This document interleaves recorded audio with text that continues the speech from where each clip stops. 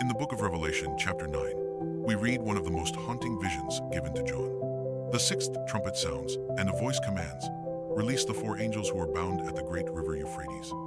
And John writes, the four angels, who had been kept ready for this very hour and day and month and year, were released to kill a third of mankind. This is a sobering passage. Who are these angels? Why are they bound? And why at the Euphrates River? First, notice that they are angels in chains. Throughout Scripture, angels are God's servants, swift to do His will. But here, these angels are restrained.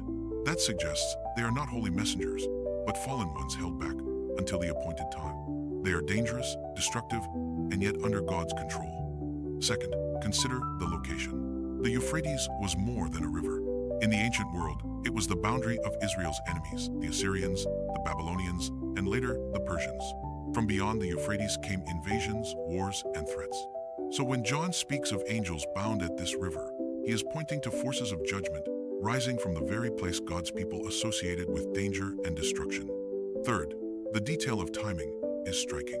These angels are prepared for the hour, the day, the month, and the year. Their release is not random.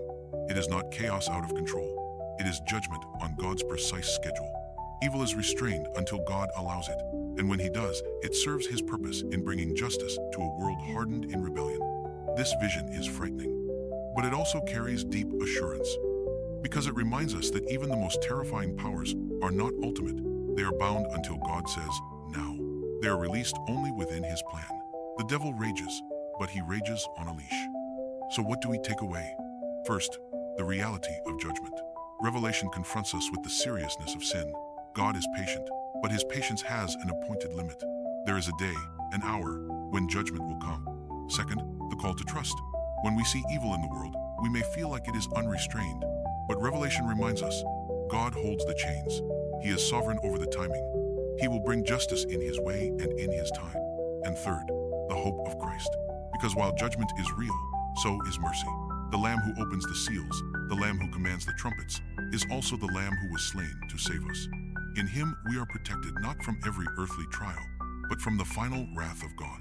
The four angels at the Euphrates are a warning, but for those who belong to Christ, they are also a reminder.